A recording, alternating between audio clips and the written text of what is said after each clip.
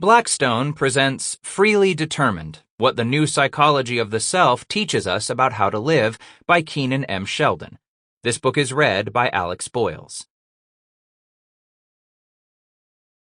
All charts, diagrams, and photographs that appear in the print edition of this book can be found in the bonus PDF file that accompanies your audiobook CD or download. To my father, John Donaldson, who started me on this curious path.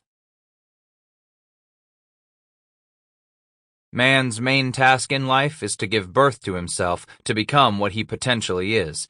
The most important product of his effort is his own personality. Erich Fromm, Man for Himself, 1947. Introduction. Why Free Will Matters.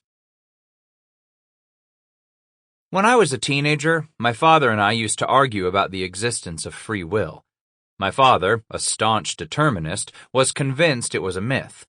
Our behavior might be caused by many factors, he said, genetics, environment, past conditioning, but human striving is not one of them.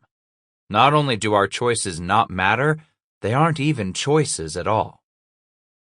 Our conversations took a similar path each time the subject arose. My father would repeat two simple questions. First, he would ask, "Are there any uncaused causes?" In other words, are there any events that were not themselves caused by prior events? The answer had to be no. I picked up the coffee cup because of an unconscious habit, or because of my addiction to caffeine. My sense that I was the one choosing was merely a side effect of those prior causes, just as smoke is only a side effect of fire. For his second question, my father would ask, "Does the present always follow the past?" I would have to agree that it did. Then, he would conclude, how could a person's feeling of causing their own behavior in the present be correct? The present can only be what the past allows it to be, not what we want it to be. My dad's arguments had definite intellectual appeal. They seemed to derive from logic and from a scientific worldview that I strongly valued and believed in. In science, when objective facts contradict your subjective beliefs, then you need to change your beliefs. No wishful thinking allowed. Better to be wrong than ignorant.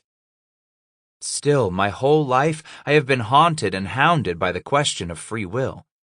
Does an objective attitude really require us to deny all power to subjective intentions, to the sense that we are making choices in the world?